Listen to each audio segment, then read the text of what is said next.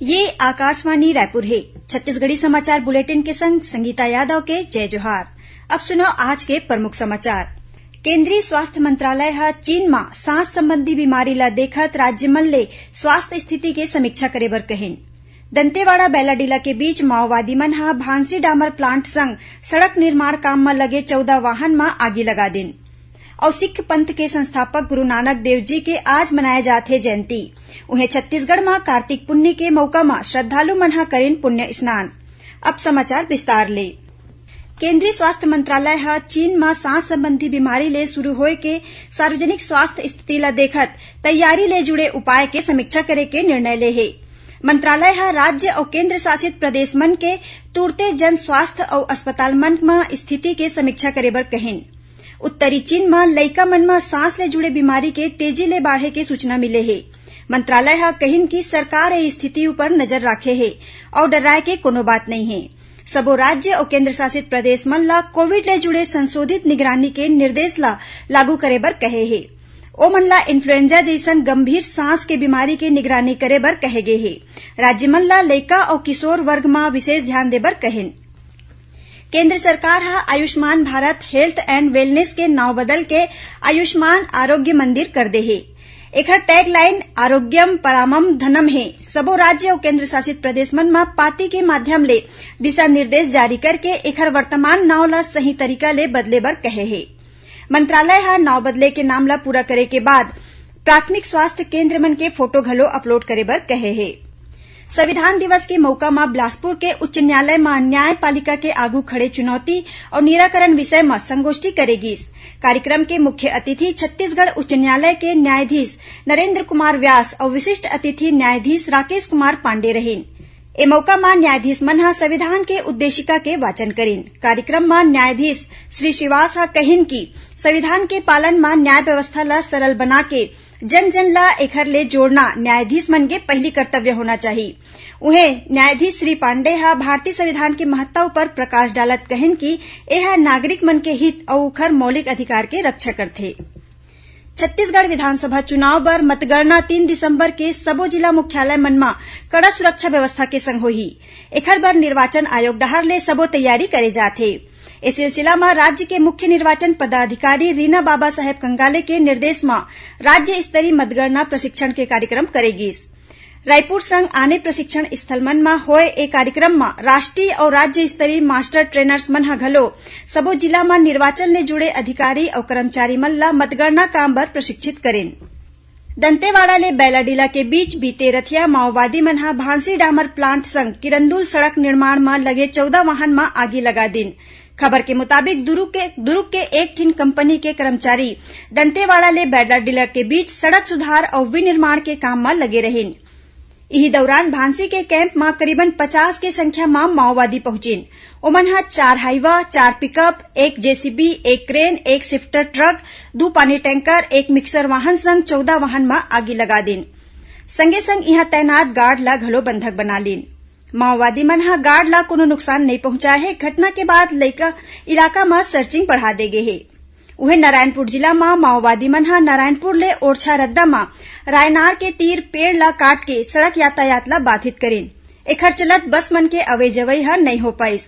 माओवादी मन हा पर्चा फेंक के विरोध करीन। इलाका में सुरक्षा व्यवस्था बढ़ा दे गे है। छत्तीसगढ़ी समाचार बुलेटिन आप मन आकाशवाणी रायपुर ले सुनत हो।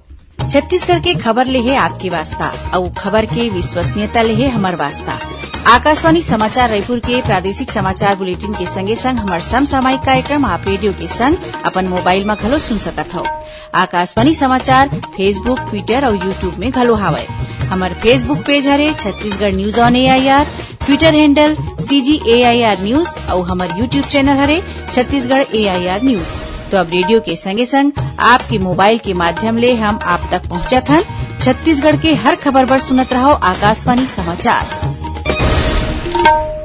अब आगू बढ़बो बाचे समाचार कोती। सिख मन के पहली गुरु और सिख पंथ के संस्थापक गुरु नानक देव जी के जयंती आज छत्तीसगढ़ संग देश भर में उत्साह के संग मनाए जाथे। ए मौका में राजधानी रायपुर संग प्रदेश के आने आने जिला मन में नगर कीर्तन निकालेगी। राष्ट्रपति द्रौपदी मुर्मू, उपराष्ट्रपति जगदीप धनखड़ और प्रधानमंत्री नरेंद्र मोदी ह गुरु नानक देव के जयंती के मौका म देश विदेश में रहिया सबो भारतीय, विशेष रूप ले सिख समुदाय के लोगन ला शुभकामना दिन। उन्हें आज कार्तिक पुन्नी घलो हरय। ए मौका म श्रद्धालु मन ह नदी म पवित्र स्नान करके भगवान शिव के आराधना करेन। ए मौका म राजधानी रायपुर संग प्रदेश के आने आने जगह मन म मेला घलो लगाए जाथे। रायपुर के महादेव घाट स्थित खारून नदी के तट में आज ले 3 दिन तक होवैया पुन्नी मेला के शुरुआत होइस। मुंधारा ले ही महादेव घाट में श्रद्धालु मन के अवै जवै शुरू हो गए हे। यहाँ के प्राचीन हटकेश्वर शिव मंदिर में घलो श्रद्धालु मन के भीड़ लगे रहिस। खबर के मुताबिक शरद पूर्णिमा ले कार्तिक पूर्णिमा तक 1 महीना के पुण्य स्नान करे के परंपरा निभाए जाथे। बस्तर संभाग में काली 28 नवंबर ले मलेरिया मुक्त छत्तीसगढ़ अभियान के 9वां चरण शुरू होही। ये अभियान अवैया 18 दिसंबर तक चलही। ये अभियान के दौरान अबूझमाड़ संग आने मलेरिया प्रभावित क्षेत्र मन में 1.5 लाख ले ज्यादा लोगन के मलेरिया जांच करे जाही। एखर बर सर्वे दल के संग सुपरवाइजर के घलो ड्यूटी लगाए गए हे। स्वास्थ्य कार्यकर्ता मंडाहर ले मलेरिया प्रभावित लोगन मन ला तुरते एंटी मलेरिया के दवाई खवाए जाही। उन्हें दवा के दूसरा और तीसरा डोज घलो मितानिन के निगरानी में दे जाही, जेखर ले लोगन के पूरा इलाज हो सके। ये अभियान ला सफल बनाए बर कुछ एक दिन पहली सर्वे दल मन ला प्रशिक्षण घलो देगिस। अभियान ला लेके जन जागरूकता आधारित कार्यक्रम मन के आयोजन घलो करेगिस। एमा क्षेत्रीय भाषा मन में नुक्कड़ नाटक के माध्यम ले लोगन ला जागरूक करे बर मच्छरदानी के उपयोग और घर के दीवार मन में मलेरिया रोगी दवा के छिड़काव करे बर प्रेरित करेन। रायगढ़ शहर के जूट मिल थाना क्षेत्र ले लगे नेतनागर गांव में एक झीन माइलोगिन और लइका के 100 मिले हे। बताए जात है कि पैरावट में आगी लगे रहिस और आगी ला बुझाए के बाद 2 ठीन आधा जले लाश मिलिस। शंका जताए जात है कि ए दोनों के हत्या करे के बाद 100 ला पैरावट में फेंक के आगी लगईस। जिला के पुलिस अधीक्षक सदानंद कुमार हा बतेन कि गांव ले कोनो लापता नहीं है। ऐसन में ए 100 ला कहूं और ले लाए गए हुई। घटना तीर ले टायर के निशान मिले है। फिर अभी 100 के पहचान नहीं हो है। मुंगेली जिला के खुड़िया क्षेत्र में करेंट लगे ले एक ठीन हाथी के मौत हो गए। वन विभाग हा आशंका जताए है कि शिकारी मन हा वन्य जीव के शिकार करे बर बिजली के तार बिछाए रहिन, जेखर चपेट में आए ले हाथी के मौत हो है।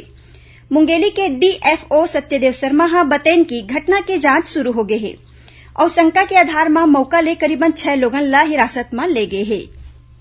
अब पेश है मौसम के हाल। राजधानी में अवैया दिसंबर के महीना में जोरदार जाड़ पड़े के संभावना है।